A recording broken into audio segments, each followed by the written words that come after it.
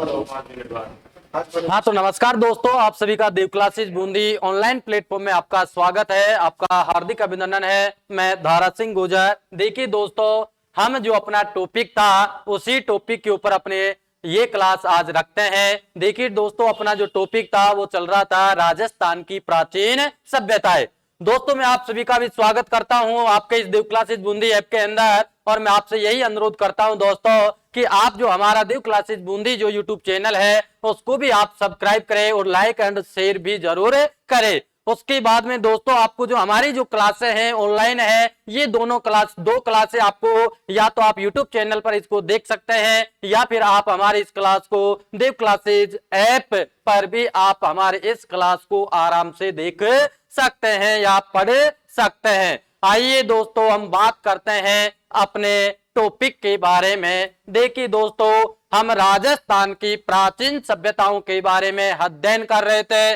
उनमें भी दोस्तों हमने राजस्थान की जो आपकी ताम्रयुगीन सभ्यता थी, उन सभी सभ्यताओं के या नगरों के बारे में हमने अध्ययन कर लिया पिछली कक्षाओं के अंदर। दोस्तों देखिए, प्राचीन सभ्यता के अंदर आज हम एक नया टॉपिक शुरू करने जा रहे हैं। जो आपका टॉपिक है लोहे युगीन सभ्यताएं। लोहे युगीन सभ्यताएं हैं, इसके बारे में दोस्तों आज अपनी ये क्लास पूरी रहेगी।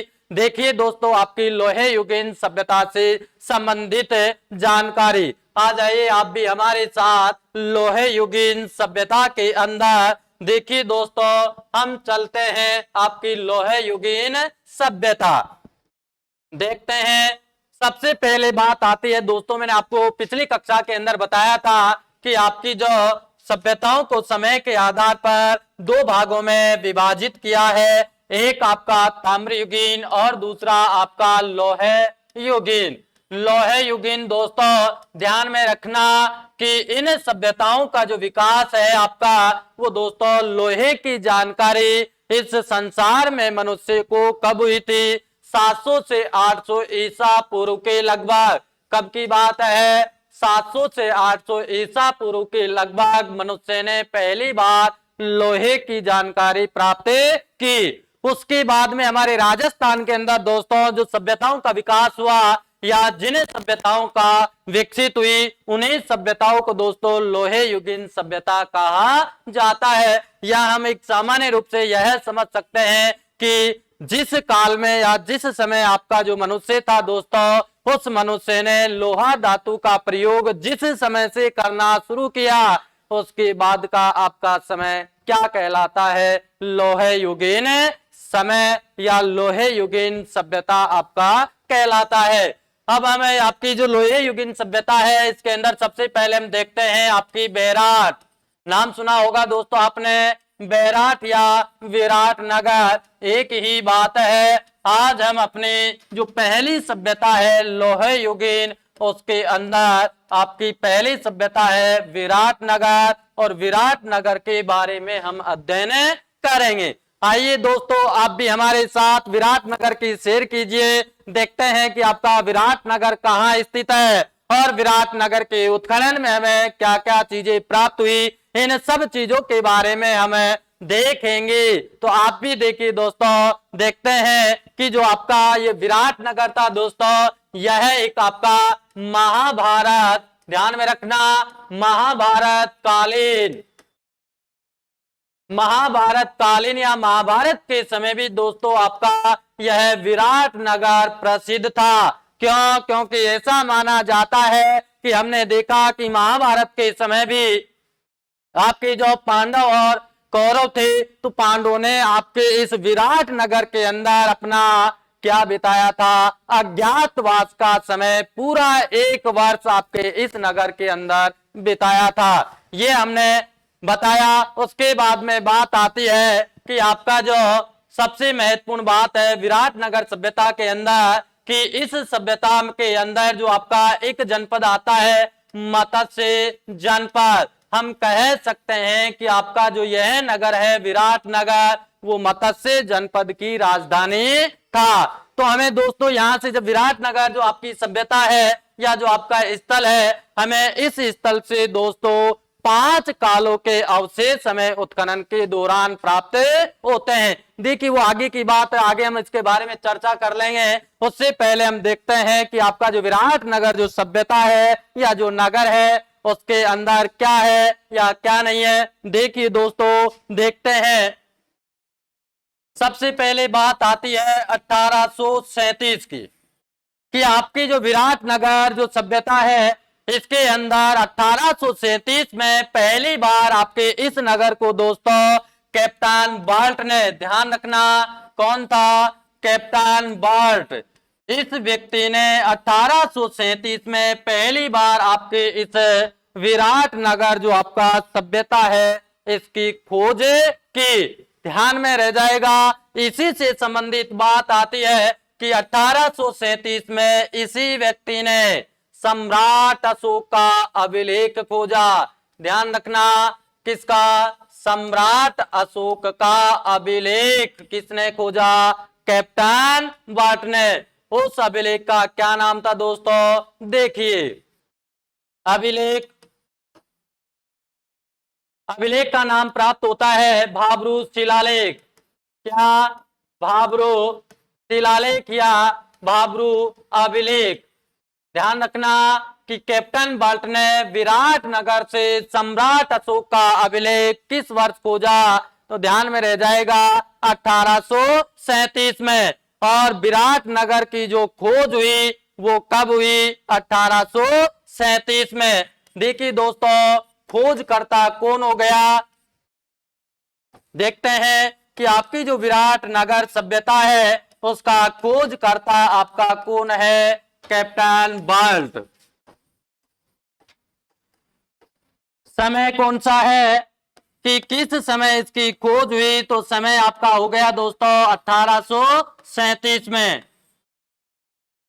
ध्यान में रह जाएगा आपको कि आपकी जो विराट नगर सभ्यता है उसके बारे में दोस्तों हम अध्ययन कर रहे हैं, हम पढ़ रहे हैं। सबसे पहले हमने देखा कि जो आपकी विराट नगर सभ्यता थी वो प्राचीन काल में भी प्रसिद्ध था। प्रसिद्ध क्यों था, प्रसिद्ध इसलिए था क्योंकि दोस्तों महाभारत काल के अंदर भी आपका विराट नगर प्रसिद्ध या फेमस ये नगरी मानी जाती थी, क्योंकि इस काल में आपके महाभारत काल के समय पांडवों ने अपना अज्ञातवास विराट राजा के यहाँ बिताया था। दोस्तों देखिए महाजनपद काल में भी जो आपका मत्स्य महाजनपद था उसकी राजधानी कौन थी, विराट थी, इसीलिए आपका विराट प्रसिद्ध था। उसके बाद में हमने देखा कि विराट जो आपका बैराट है इसकी सर्वप्रथम खोज 1837 में अंग्रेज अधिकारी कैप्टन बाल्ट ने 1837 में विराट नगर को खोजा, खोज लिया। समय क्या हो गया 1837। इसी कैप्टन बाल्ट ने दोस्तों सम्राट अशोक का अभिलेख भाब्रू शिलालेख खोजा। कब खोजा, 1837 में। ध्यान में रखना बहुत महत्वपूर्ण है, कई बार आपके एग्जाम में ये क्वेश्चन आया हुआ है, तो यहां तक आपके समझ में आ गया होगा। तो हम आगे चलते हैं। देखिए दोस्तों आप अपने सभ्यता विराट नगर को आगे देखिए, आगे चलते हैं। आगे देखिए क्या होता है कि जो आपका यह भाब्रू शिलालेख मिला, ध्यान में रखना भाब्रू शिलालेख। दोस्तों ये जो आपका भाब्रू शिलालेख मिला यह विराट नगर के अंदर कौन सी पहाड़ी पर था, तो दोस्तों आपकी वो पहाड़ी थी बीजक पहाड़ी। कौन सी, बीजक पहाड़ी पर कैप्टन बाल्ट ने भाब्रू शिलालेख बीजक पहाड़ी पर खोजा था। ध्यान में रखना। आगे देखिए, आगे चलते हैं। आपका जो यह शिलालेख है भाब्रू शिलालेख, दोस्तों इस भाब्रू शिलालेख को एक नाम से और जाना जाता है। क्या नाम है, देखते हैं। देखिए दोस्तों आपका जो भाब्रू शिलालेख है उसको दोस्तों बैराट कोलकाता, ध्यान में रखना बैराट कोलकाता, बैराट कोलकाता अभिलेख भी कहा जाता है।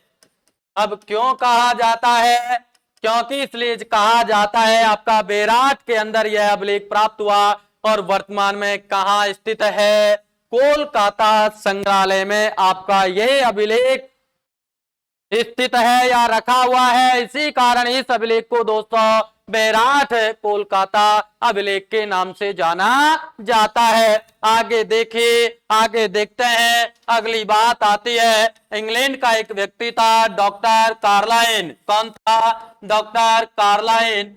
इस व्यक्ति ने दोस्तों अशोक का दूसरा अभिलेख खोजा। कहां खोजा? आपके इसी बैराठ सभ्यता में। ध्यान रखना, इस व्यक्ति ने अशोक का दूसरा अभिलेख खोजा। यह अभिलेख कहां है? आपके बैराठ के अंदर डॉक्टर कार्लाइन ने अशोक का दूसरा अभिलेख खोजा। और यह आपका जो अभिलेख था वो दोस्तों किस पहाड़ी पर स्थित था? देखिए, भीमसेन पहाड़ी पर स्थित था। कहां मिला?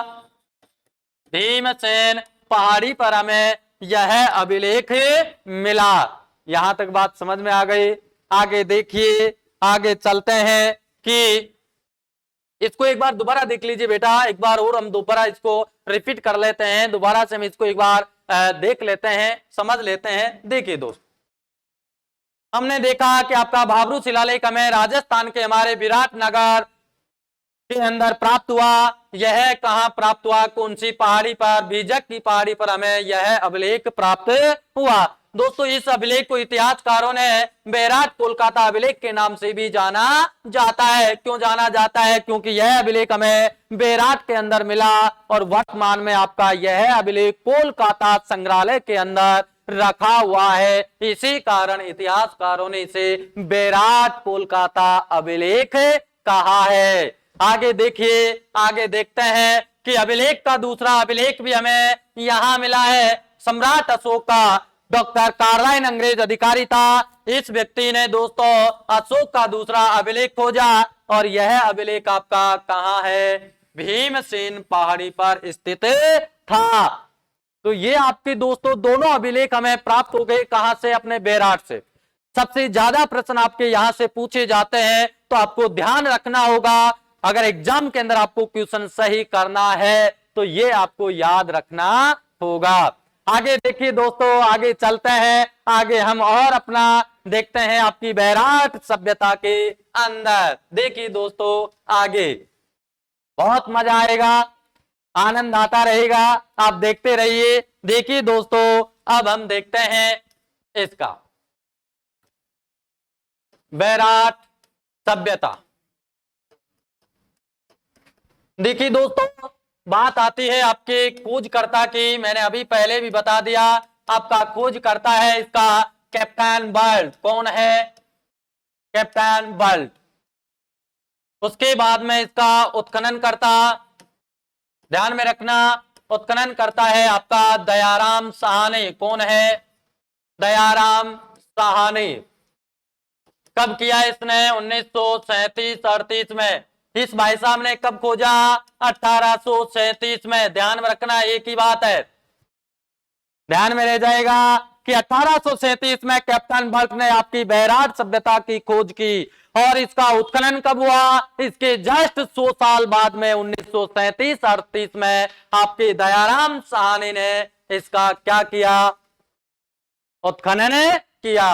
कब की बात है? 1937 और 1936 के अंदर। यहां तक मामला क्लियर। उसके बाद में देखिए आगे, आगे बात आती है कि किस स्थान पर आपकी यह सभ्यता स्थित है। देखिए, आपकी यह सभ्यता दोस्तों राजस्थान के जयपुर जिले में। कहा? राजस्थान के जयपुर जिले में दोस्तों विराटनगर के अंदर स्थित है। ध्यान में रखना, कहां स्थित है? विराटनगर के अंदर स्थित है। वर्तमान में राजधानी है। लगभग जयपुर से 70-75 किलोमीटर दूर आपका यह नगर पड़ता है। तो यहां तक कोई समस्या नहीं। आगे देखते हैं। आगे देखिए दोस्तों, और क्या आता है। बड़े मजे के साथ आप पढ़ते रहिए। नो टेंशन, टेंशन लेने की नहीं होती है दोस्तों, टेंशन देने की होती है। हमेशा ध्यान में रखना, अगर टेंशन ले लिया अपने जीवन में तो आप स्वतंत्र होकर के कभी नहीं पढ़ सकते। इसलिए दोस्तों मैं आपको पहले कहता हूं कि आप नो टेंशन होकर के अपना अध्ययन कीजिए, बहुत बड़ा मजा आएगा। आगे देखिए दोस्तों कि इसे और उपनाम बात आती है कि आपकी जो विराट नगर है, विराट सभ्यता है, इसका उपनाम क्या है वो देखिए दोस्तों। इसका उपनाम है प्राचीन युग की चित्रशाला। क्या नाम है कि इस सभ्यता को दोस्तों प्राचीन काल की चित्रशाला के नाम से इतिहासकारों ने पुकारा है। क्यों पुकारा है? क्योंकि दोस्तों हमें इस सभ्यता के अंदर सबसे ज्यादा चित्र प्राप्त हुए हैं। किस काल के? प्राचीन काल के। इस कारण इस सभ्यता को प्राचीन काल की चित्रशाला के नाम से भी जाना जाता है। यहां तक क्लियर है मामला? आगे देखिए, आगे देखते हैं दोस्तों कि आपके इस सभ्यता के अंदर जो प्रमुख पहाड़ियां हैं आपके विराट नगर के अंदर, उसके बारे में बता देता हूं। कई बार आपसे पहाड़ियों से लेकर के भी दोस्तों क्वेश्चन पूछे जाते हैं। देख लीजिए कौन कौन सी पहाड़ी आपकी विराट नगर जो सभ्यता है उसके अंदर हमें सबसे ज्यादा देखने को मिलती है, या हम कह सकते हैं कि इन पहाड़ियों से आपका सबसे ज्यादा प्रश्न पूछा जाता है। तो उसके बारे में देखिए दोस्तों, आपकी जो पहली पहाड़ी है वो है बीजक की पहाड़ी। कौन सी? बीजक की पहाड़ी। पहली बीजक की हो गई आपकी। दूसरी है भीमसेन की पहाड़ी। दो हो गई आपकी। तीसरी पहाड़ी है भीम जी की पहाड़ी। एक ही बात है। भीम जी के बाद में आपकी बात हो गई अगली पहाड़ी की कि अगली विराट नगर के अंदर कौन सी है? गणेश डूंगरी। ध्यान में रखना, गणेश डूंगरी। गणेश डूंगरी के बाद में बात आती है आपकी विराट नगर के अंदर मोती डूंगरी। कौन सी? मोती डूंगरी। अगली डूंगरी की बात करते हैं। अगली जो आपकी पहाड़ी आती है वो है दोस्तों महादेव की पहाड़ी। कौन सी है? महादेव की पहाड़ी। महादेव की पहाड़ी। उसके बाद में दोस्तों आपकी ये प्रमुख पहाड़ियां थी। क्या थी? प्रमुख पहाड़ियां। अब देखिए दोस्तों, जो आपकी प्रमुख पहाड़ियां हैं उसके बारे में मैं आपको एक बार और दोबारा बता देता हूं। देखिए दोस्तों, इस चीज को हम दोबारा से एक बार रिपीट कर लेते हैं तो अच्छा रहेगा। देखिए दोस्तों, हमने देखा बेराट सभ्यता हम पढ़ रहे थे। बेराट सभ्यता के अंदर हमने देखा दोस्तों कि बेराट का जो खोज करता था वो था आपका कैप्टन बाल। समय है 1837। इसका उत्खनन किसने किया? तो आपका उत्खनन करता है दयाराम शाह ने। कब किया? 1937 और 1936 में। ध्यान में रखना। उसके बाद में स्थान आता है कि आपकी यह सभ्यता किस स्थान पर स्थित है। तो देखिए दोस्तों, अपनी यह सभ्यता राजस्थान के जयपुर जिले में विराट नगर के अंदर स्थित है। यहां तक कोई समस्या नहीं है। उसके बाद में दोस्तों इसको इतिहासकारों ने एक उपनाम भी दिया है। तो उपनाम है आपका किसी प्राचीन काल की या प्राचीन युग की चित्रशाला के नाम से भी हम इसे जाना जाता है। तो यहां तक हमने देख लिया। आगे देखिए कि आपकी बेराट जो सभ्यता है या जो विराट नगर है आपका, उसके अंदर दोस्तों जो प्रमुख पहाड़ियां जो संबंधित है इस सभ्यता से, उनके बारे में हम देख लेते हैं। क्योंकि कई बार एग्जाम में क्वेश्चन आया है कि विराट से संबंधित कौन सी पहाड़ी नहीं है, या कौन सी पहाड़ी पर उत्खनन हुआ, कौन सी पर नहीं हुआ, तो वो हम देख लेते हैं। क्योंकि जरूरी है, एग्जाम कहीं क्वेश्चन आपका कहां से भी आ सकता है, तो इसलिए हम सबको लेकर के साथ में चलते हैं। देखिए दोस्तों, बात आती है आपकी बेराट सभ्यता की जो प्रमुख पहाड़ियां है, बीजक की पहाड़ी, भीमसेन की पहाड़ी, भीम जी की पहाड़ी, गणेश डूंगरी, मोती डूंगरी और महादेव की पहाड़ी। इन सभी पहाड़ियों से दोस्तों विराट नगर के अंदर उत्खनन हुआ। क्या हुआ? उत्खनन। इसलिए ये पहाड़ियां आपकी प्रमुख प्रसिद्ध है। ध्यान में रखना। तो यहां तक कोई समस्या नहीं है। आगे चलते हैं। देखिए दोस्तों, आगे हम बात करते हैं कि आगे क्या है। देखिए दोस्तों, यहां तक हो गया, यहां तक कोई समस्या नहीं है। आगे देखिए, आगे चलते हैं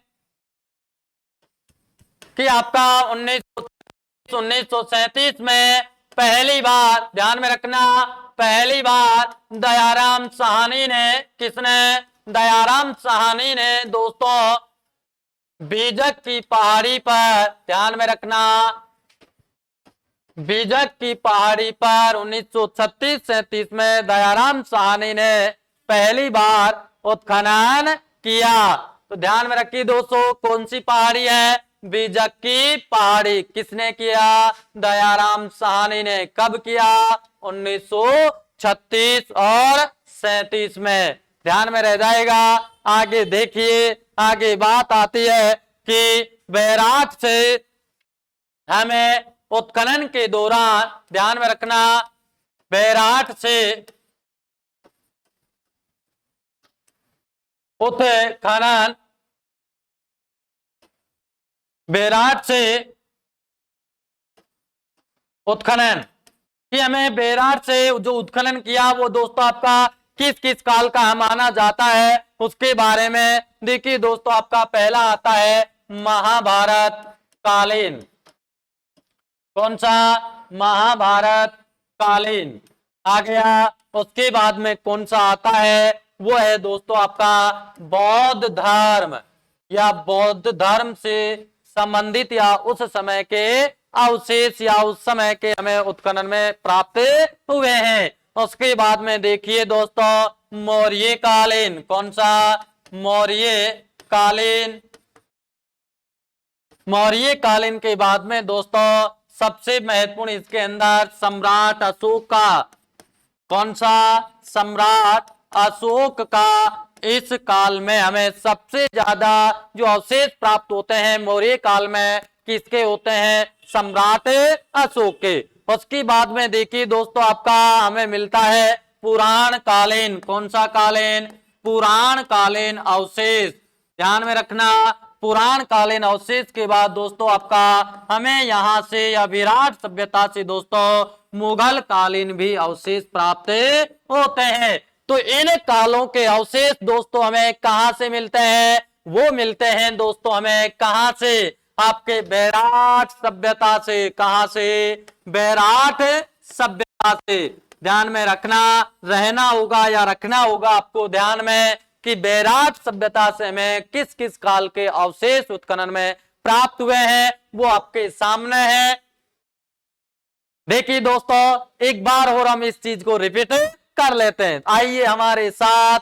देखिए दोस्तों हमने देखा कि 1936-37 में पहली बार दयाराम साहनी ने आपकी से बैराट सभ्यता के अंदर बीजक की पहाड़ी में इसका उत्खनन किया। उसके बाद में हमने देखा दोस्तों कि अपने जो बैराट सभ्यता है उस सभ्यता से किस किस काल के हमें अवशेष प्राप्त हुए हैं। अवशेष देखो, पहले आपका महाभारत कालीन अवशेष यहां से प्राप्त होता है। कहां से? बैराट से। आगे है कि हमें यहां से बौद्ध धर्म के समय के भी अवशेष प्राप्त होते हैं। उसके बाद में हमने देखा कि यहां से मौर्य कालीन अवशेष भी हमें प्राप्त हुए हैं। मौर्य काल में भी दोस्तों सबसे ज्यादा सम्राट अशोक का यहां से कुछ ज्यादा ही लगाव था। उसके बाद में इस सभ्यता से दोस्तों हमें पुराण कालीन भी अवशेष प्राप्त हुए हैं। पुराण काल के बाद दोस्तों बात आती है कि हमें इस सभ्यता से मुगल कालीन अवशेष भी हमें प्राप्त हुए हैं। तो दोस्तों आपके इतने कालों का जो इतिहास है वो अवशेष के रूप में कहां प्राप्त हो रहा है? आपका बैराट सभ्यता के अंदर हमें इन कालों के अवशेष प्राप्त हो रहे हैं। तो आपकी समझ में आ गया होगा। तो अब आगे चलते हैं। तो आइए आप भी हमारे साथ और हमारे साथ चलिए दोस्तों आगे आपकी बैराट सभ्यता के अंदर। देखिए दोस्तों आगे देखते हैं बैराट सभ्यता की विशेषता।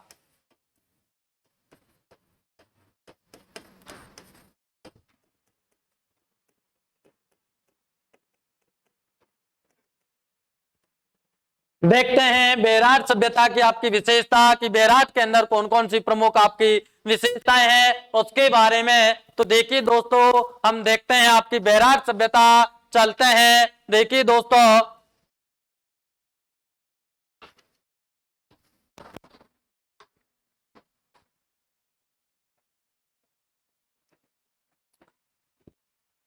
देखिए दोस्तों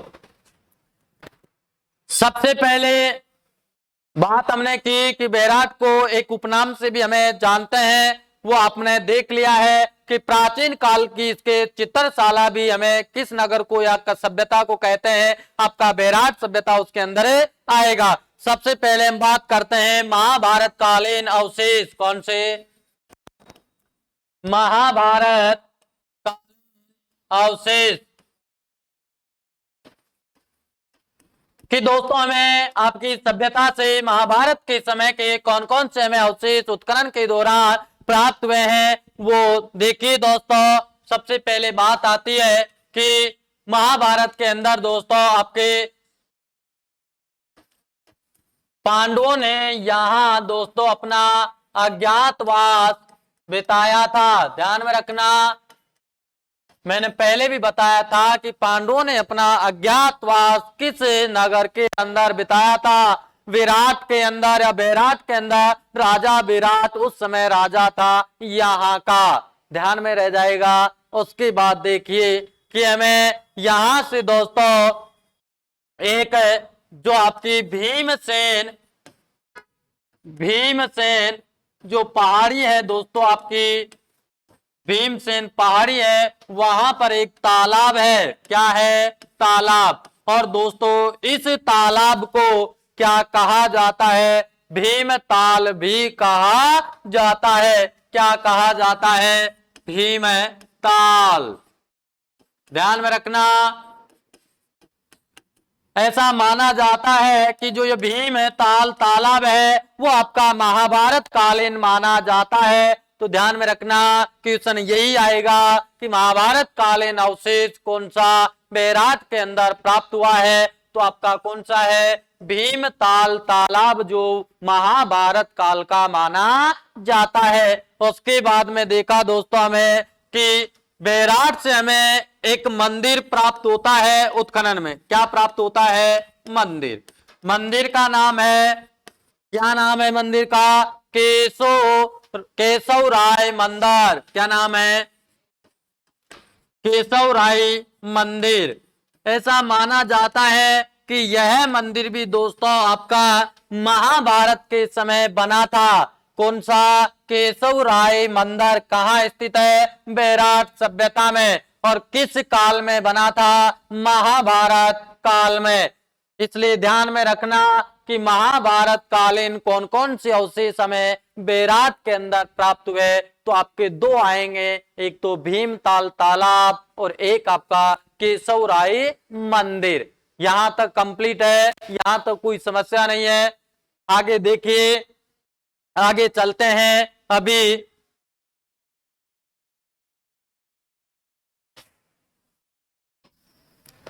देखिए दोस्तों आगे चलते हैं। आगे बात आती है अपने कि आगे और आपकी विराट सभ्यता में कौन सी विशेषताएं हैं। अगली अपनी विशेषता आती है मौर्य कालीन विशेषता। कौन सी विशेषता? मौर्य कालीन विशेषता। देखते हैं दोस्तों आपकी मौर्य कालीन विशेषता कौन कौन सी है, कौन सी प्रमुख विशेषता है, इसके अंदर क्या है क्या नहीं है। हम कह सकते हैं कि मौर्य काल के अंतर्गत हमें क्या क्या चीजें प्राप्त हुई है उसके बारे में हमें जानकारी देता हूं मैं आपको। देखिए दोस्तों, सबसे पहले हम देखते हैं कि आपके मौर्य काल के अंदर हमें आपकी बैराट सभ्यता से कौन कौन से अवशेष मिले हैं। तो ध्यान में रखना, यहां से दोस्तों हमें सम्राट अशोक के समय का, सम्राट अशोक के समय का अभिलेख मिला है। क्या मिला है? अभिलेख मिला है। किसका है? अशोक का। किस समय का है? मौर्य काल का। तो ध्यान में रखना कि मौर्य काल के समय सम्राट अशोक का जो अभिलेख मिला है, कहां से मिला है? बैराट की सभ्यता से। ध्यान में रह जाएगा। आगे देखिए, आगे देखते हैं दोस्तों, यहां से हमें अशोक के समय के भी और चीजें मिलती है। उनमें है आपका चैत्य। क्या है? कि अशोक के समय और कौन कौन सी चीजें मिलती है। दूसरा है स्तूप। स्तूप के बाद में अशोक के समय आपका बौद्ध मठ। क्या है? बौद्ध मठ। बौद्ध मठ के साथ दोस्तों मंदिर भी हमें अशोक के समय के प्राप्त होते हैं। कहां से? आपकी बैराट सभ्यता से। क्या प्राप्त होते हैं? चैत्य, स्तूप, बौद्ध मठ और मंदिर। किस काल के हैं? मौर्य काल के। तो ध्यान में रखना और रखना होगा आपको। क्यों? क्योंकि दोस्तों यह आपके एग्जाम में बहुत ज्यादा पूछा जाता है। उसके बाद में देखिए दोस्तों, यहाँ सम्राट अशोक के काल का एक गोल मंदिर भी हमें प्राप्त होता है। कौन सा? गोल मंदिर। तो आपको याद रखना होगा, ये मंदिर आपका बौद्ध धर्म से संबंधित था। किससे संबंधित था दोस्तों? बौद्ध मंदिर, यानी कि बौद्ध धर्म से संबंधित था। आइए एक बार और देखते हैं इस चीज को। देखिए दोस्तों, हम पढ़ रहे हैं आपकी बैराट की सभ्यता। बैराट में हमने देखा कि महाभारत कालीन अवशेष, पहली विशेषता। इस विशेषता में मैंने बताया आपको कि पांडवों ने अपना अज्ञातवास कहां बिताया? विराट के अंदर। तो ध्यान में रह जाएगा। तो दोस्तों उस काल के हमें भीमसेन जो आपकी पहाड़ी है उस पर एक तालाब है, उसको दोस्तों भीम ताल तालाब के नाम से जाना जाता है। और ऐसा माना जाता है कि यह तालाब पांडवों के द्वारा बनवाया गया था। उसके बाद में अगली बात आती है कि हमें महाभारत के समय का एक मंदिर भी मिला है। मंदिर का नाम है केशवराय मंदिर। ऐसा माना जाता है कि इस मंदिर का निर्माण पांडवों ने ही करवाया था। इस कारण आपके दो चीजें महाभारत काल की है, तो ध्यान में रह जाएगा। आगे देख रहे, अगली विशेषता आती है आपकी मौर्य कालीन विशेषता। मौर्य कालीन विशेषता में देखिए दोस्तों कि मौर्य काल का हमें सबसे ज्यादा सम्राट अशोक के समय के यहां से चीजें अवशेष के रूप में प्राप्त होती है। उसमें देखिए दोस्तों कि हमें अशोक के समय के अभिलेख यहां से प्राप्त हुए हैं। क्या मिला है? अभिलेख, जिसका नाम हमने देख लिया भाब्रू शिलालेख। दूसरा अभिलेख भी हमें यहां से मिल चुका है। उसके बाद में देखा कि हमें सम्राट अशोक के समय यहां से चैत्य, स्तूप, बौद्ध मठ और मंदिर और एक गोल मंदिर मिला है जो बौद्ध धर्म से संबंधित है। ध्यान में रह जाएगा। यहां तक हमने देख लिया है, समझ लिया है। आगे देखिए दोस्तों, अब हम और चलते हैं आगे विराट सभ्यता की सैर करने उनकी गलियों के अंदर। आइए दोस्तों आगे देखते हैं। आगे आपका विराट सभ्यता के अंदर देखिए दोस्तों, जो हमें आपका गोल मंदिर प्राप्त हुआ है। कौन सा मंदिर? गोल। कहां है? विराट सभ्यता के अंदर। ऐसा माना जाता है कि यह मंदिर, ध्यान में रखना, यह मंदिर सबसे प्राचीनतम, ध्यान में रखना, सबसे प्राचीनतम बौद्ध मंदिर माना जाता है। ध्यान में रखना, कौन सा माना जाता है? बौद्ध मंदिर। सबसे प्राचीनतम बौद्ध मंदिर माना जाता है। कौन सा? गोल मंदिर। उसके बाद देखिए आगे बात करते हैं दोस्तों कि आपका जो यह मंदिर है, इस मंदिर को दोस्तों ईंटों और लकड़ी से, ध्यान में रखना कि इस मंदिर का जो निर्माण था वो ईंट और लकड़ी से करवाया गया था। ध्यान में रखना, क्योंकि ये भी पूछा जा सकता है कि गोल बौद्ध मंदिर का निर्माण किन चीजों से करवाया। तो दोस्तों आपका उसमें क्या आएगा? ईंट और लकड़ी। आगे देखते हैं, आगे बढ़ते हैं। देखिए दोस्तों, इसी काल के अंदर या इस समय जो हमें और अवशेष प्राप्त हुए हैं उनमें देखिए दोस्तों, पहला है आपका पहिए पर त्रिरत्न। ध्यान रखना, किस पर? पहिए पर हमें बौद्ध धर्म के त्रिरत्न प्राप्त हुए हैं। कहां से? आपके इस सभ्यता से। दूसरा है स्वास्तिक चिन्ह। कौन सा? स्वास्तिक चिन्ह। हमें स्वास्तिक चिन्ह भी आपकी इस बैराट सभ्यता से अवशेष के रूप में प्राप्त हुई है। उसके बाद में देखिए कि हमें यहां से आपके मौर्य कालीन खिलौने के साथ में दोस्तों आगे आती है कि हमें और मौर्य काल के कौन से अवशेष प्राप्त हुआ है। इस काल के दोस्तों हमें पक्षियों की आकृति, कौन सी? पक्षियों की आकृति किस काल के हैं ये सभी दोस्तों आपके मौर्य काल के माने जाते हैं। ध्यान में रह जाएंगे कि इतने चीजें हमें दोस्तों मौर्य काल से संबंधित प्राप्त होती है। और भी है, देखिए दोस्तों, इसको एक बार दोबारा देख लेते हैं। देखिए दोस्त, रिपीट कर देता हूं मैं, आप देखिए। देखिए दोस्त, हमें जो आपके बेराट सभ्यता के अंदर जो गोल मंदिर प्राप्त हुआ है, वो दोस्तों संसार का सबसे प्राचीनतम बौद्ध मंदिर माना जाता है। और हमें इस मंदिर का जो निर्माण हुआ, जिसके अवशेष हमें प्राप्त हुए, ईंट और लकड़ी से ये आपका मंदिर बनवाया गया था, यह निर्माण करवाया गया था। उसके बाद में देखिए दोस्तों, हमें मौर्य काल के अंदर आपके पहिए के अंदर त्रिरत्न प्राप्त हुए हैं, जो बौद्ध धर्म से हैं। स्वास्तिक चिन्ह हमें प्राप्त हुआ है, जो आपका हिंदू धर्म से संबंधित है। और खिलौने हमें मौर्य काल के प्राप्त हुए हैं। साथ में दोस्तों हमें पक्षियों की आकृति का भी कुछ प्राप्त हुई है यहां से, इस काल की। तो ये आपके कुछ मौर्य काल से संबंधित हमें बेराट सभ्यता से कुछ अवशेष प्राप्त हुए हैं, और आपको इनको याद भी रखना होगा। चलिए आगे और चलते हैं। देखिए दोस्तों, आगे आगे अपन बात करते हैं कि जो आपकी यह सभ्यता है, इस सभ्यता के अंदर देखिए दोस्तों कि आपका आगे क्या है, वो देखिए दोस्तों कि हमें यहां से दोस्तों बेराट से, यहां से दोस्तों जयपुर के महाराजा, ध्यान में रखना, जयपुर के महाराजा सवाई जयसिंह, जयपुर के महाराजा सवाई जयसिंह, ध्यान में रखना, बहुत महत्वपूर्ण है। ये क्वेश्चन आपके एग्जाम में आया हुआ है कि जयपुर के महाराजा सवाई जयसिंह कौन, सवाई जयसिंह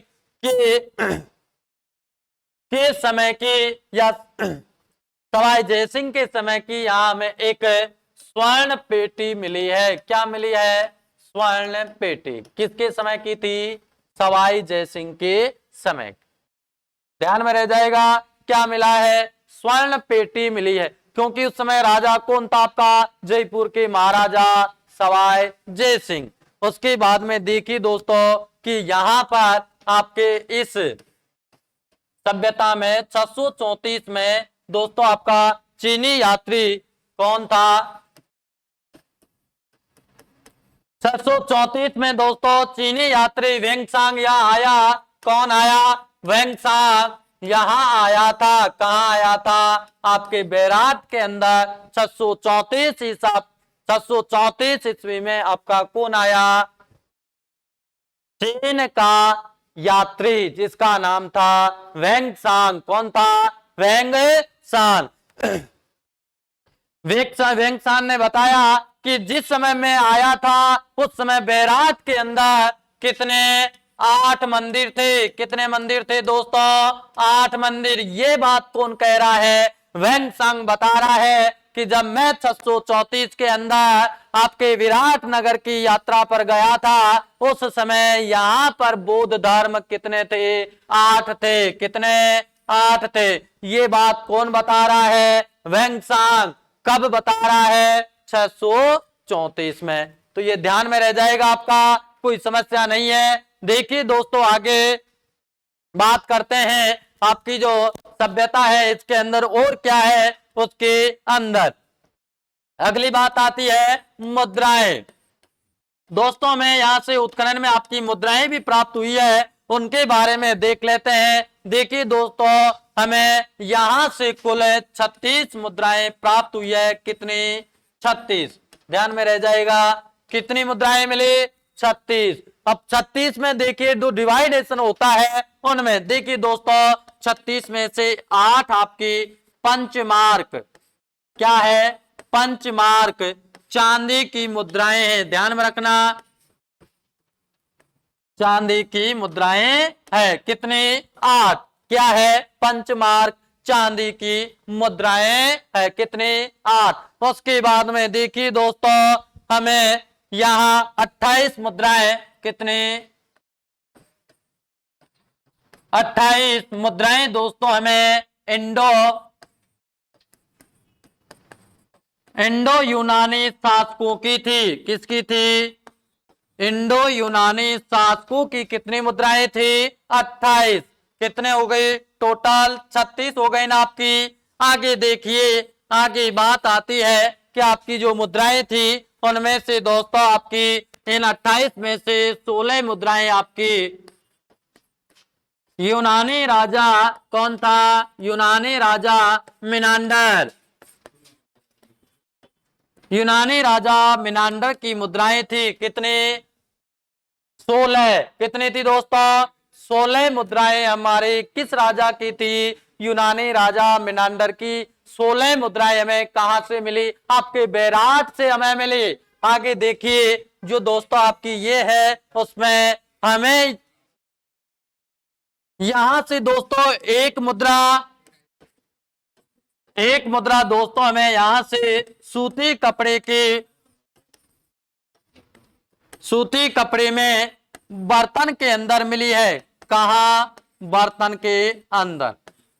ध्यान रखना, ये क्वेश्चन आपका कई बार आया है कि किस सभ्यता से हमें सूती कपड़े में एक मुद्रा मिली है। कहां से मिली है? बैराट से हमें प्राप्त हुई है। देखिए एक बार और इस चीज को देख लेते हैं, रिपीट कर लेते हैं। आइए आप देखते हैं दोस्तों, हम देख रहे हैं कि आपकी जो बैराट सभ्यता है दोस्तों, वहां से जयपुर महाराजा सवाई जयसिंह के समय की दोस्तों हमें एक स्वर्ण पेटी प्राप्त हुई है, प्राप्त हो गई। उसके बाद में दोस्तों आपके 634 ईस्वी में चीनी यात्री वेंगसांग बैराट की यात्रा पर आया था और उसने बताया कि यहाँ पर उस समय 8 मंदिर, बौद्ध मंदिर थे। कितने? 8 बौद्ध मंदिर थे। ये बात कौन कह रहा है? वेंगसांग बता रहा है। कब की है? 634 ईस्वी की बात है। उसके बाद में दोस्तों आगे बात आती है मुद्राओं की कि हमें कुल 36 मुद्राएं आपके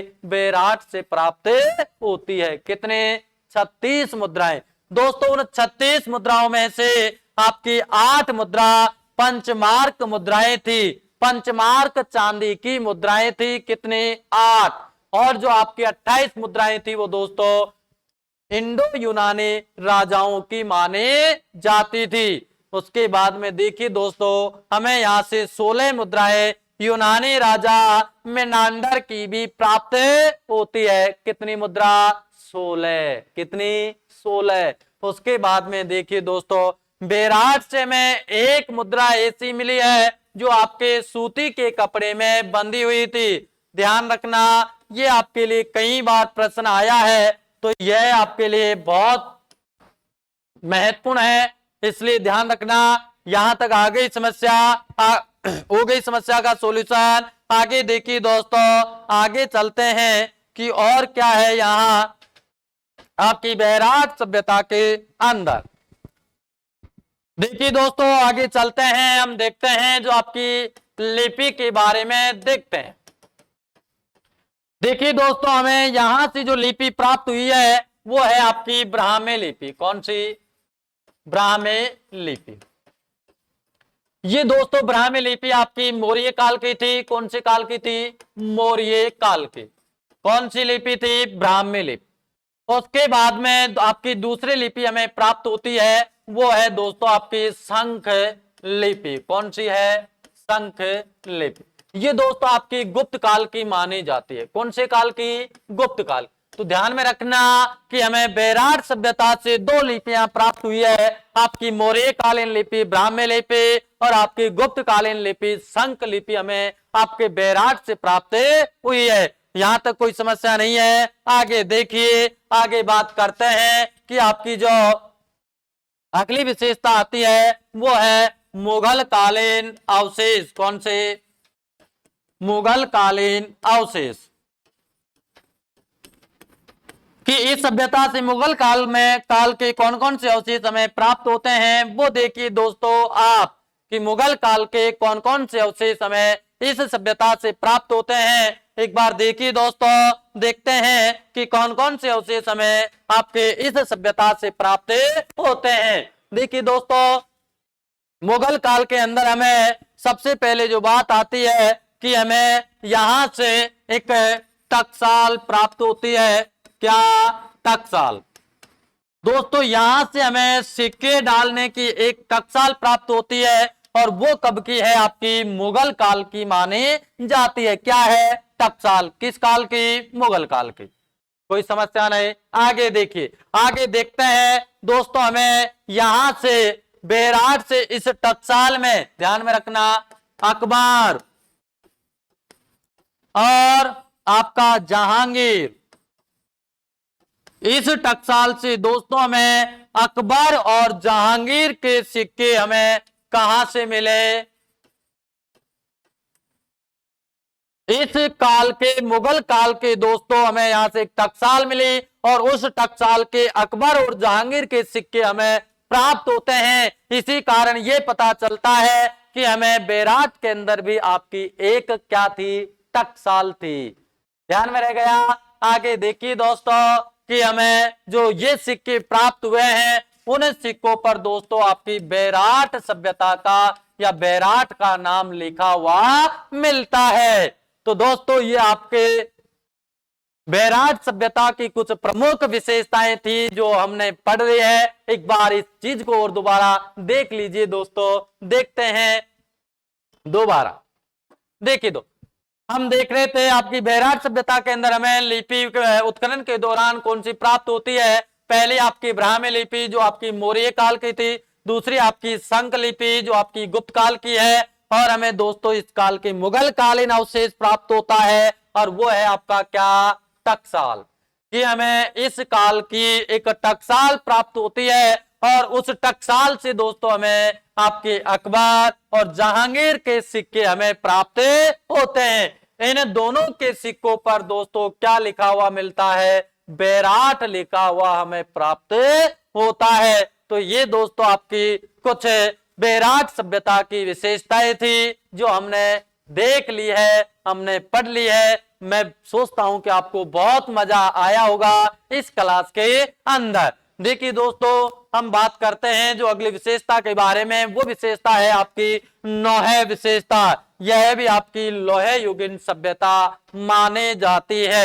हाँ तो दोस्तों देखिए, हमने जो आज यह पढ़ा है बेराट सभ्यता के बारे में, मैं आपको बताऊं दोस्तों बहुत अच्छी क्लास है। आप हमारी इन क्लासों को दोस्तों YouTube चैनल पर भी देख सकते हैं और हमारा देव क्लासेज ऐप के माध्यम से भी आप इन क्लासों को देख सकते हैं। तो आप हमारी क्लास को देखने के लिए दोस्तों आप अपने मोबाइल में देव क्लासेज YouTube चैनल को सब्सक्राइब करें और अपने एंड्रॉइड मोबाइल में दोस्तों आप हमारा देव क्लासेज बूंदी के नाम से ऐप भी डाउनलोड करें। तब जाकर के आप हमारी क्लास का वास्तविक रूप से, पूर्ण रूप से आप सही प्रयोग कर सकते हैं और आप पढ़ सकते हैं। इसलिए दोस्तों मैं आपको यही कहूंगा कि आप यदि हमारी क्लास को पढ़ने के बाद में आपको कोई समस्या उत्पन्न होती है तो आप हमारे YouTube चैनल के जो वीडियोज आप देख रहे हैं उनके अंदर आप कमेंट में डाल दीजिएगा और हम देख करके आपकी समस्या का सॉल्यूशन जरूर